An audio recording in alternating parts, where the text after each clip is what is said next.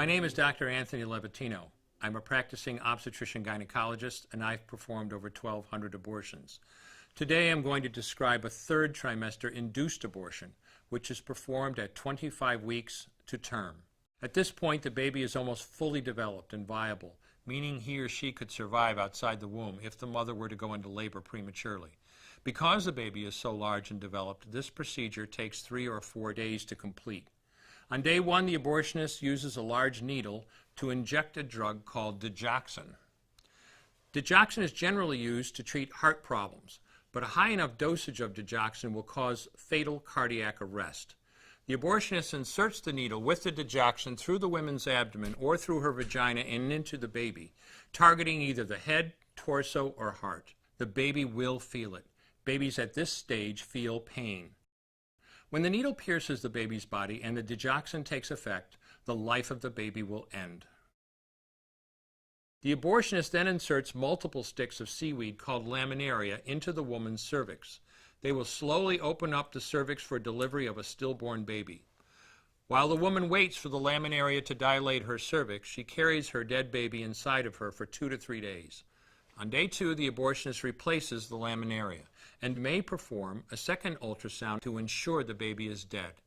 If the child is still alive, he administers another lethal dose of digoxin. The woman then goes back to where she is staying while her cervix continues to dilate. If she goes into labor and is unable to make it to the clinic in time, she will give birth at home or in a hotel. In this case, she may be advised to deliver her baby into a bathroom toilet.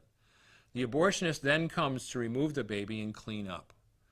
If she can make it to the clinic, she will do so during her severest contractions and deliver her dead son or daughter.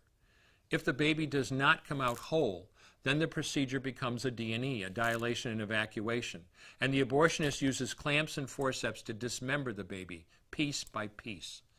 Once the placenta and all the body parts have been removed, the abortion is complete. Late-term abortions have a high risk of hemorrhage, lacerations, and uterine perforations, as well as a risk of maternal death. Future pregnancies are also at a greater risk for loss or premature delivery due to abortion-related trauma and injury to the cervix. As I mentioned at the beginning, I'm Dr. Anthony Levatino, and in the early part of my career as an OBGYN, I performed over 1,200 abortions. One day, after completing one of those abortions, I looked at the remains of a preborn child whose life I had ended, and all I could see was someone's son or daughter. I came to realize that killing a baby at any stage of pregnancy for any reason is wrong. I want you to know today, no matter where you're at or what you've done, you can change. Make a decision today to protect the preborn. Thank you for your time. I will no longer do any more abortions. When you finally figure out that killing a baby that big for money is wrong, that it doesn't take you too long to figure out it doesn't matter if the baby is this big or this big or this big or maybe even this big, it's all the same. And I haven't done any since then, and I never will.